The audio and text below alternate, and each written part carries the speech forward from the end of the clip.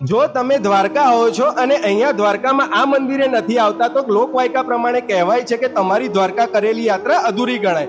અને આ છે રૂકમણી માતાનું મંદિર. અને આ મંદિરની ખાસ વાત એ છે કે આ વિશ્વનું માત્ર એક એવું મંદિર છે કે જ્યાં પ્રસાદી તરીકે જળ આપવામાં આવે છે ને આપણા જેવા ભાવિ ભક્તો પણ દાન તરીકે જળનું દાન કરે છે. તો આવું શા માટે કરે છે, ચાલો જાણીએ. ભગવાન કૃષ્ણજી અને રૂક્ષ્મણીજીના લગ્ન પછી યાદવના કુલ ઋષિ હતા દુર્વાસાજી, જે દ્વારિકાથી 50 કિલોમીટર દૂર આવે. દુર્વાસાજીના જમવાનું ન્યોત્રાદે દ્વારિકામાં લઈ આવે.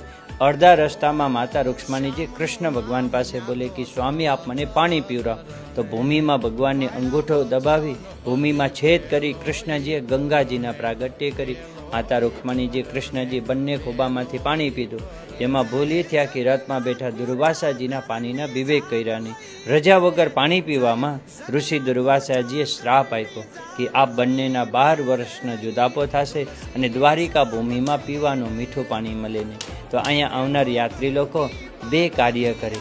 માતા રૂક્ષ્મણી દેવીના દર્શન, અને દર્શન કર્યા બાદ નીચે પાણીનો પ્રસાદ છે, જે ભગવાન કૃષ્ણજી રૂક્ષ્મણીજી બંને પાણી પીધું તે જલ પ્રસાદ છે. એટલે પ્રસાદ રૂપે પાણી પી પરિક્રમા કરો એટલે તીરથ આપની પૂરી થાય. બોલો રૂક્ષ્મણી માતા કી જય.